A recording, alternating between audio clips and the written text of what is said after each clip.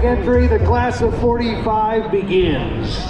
It began one day at an event very similar to this one. The pilots were watching rehearsal performance.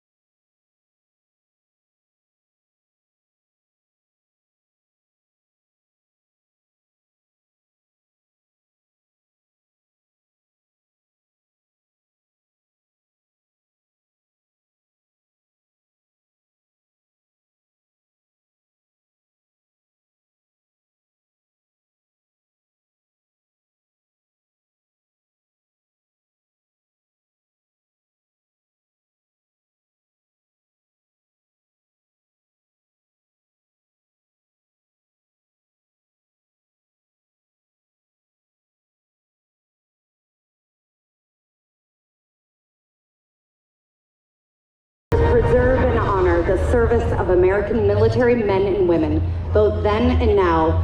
In flying these legendary machines, we remember their service, their contributions, and our obligation to never let their sacrifices be in vain.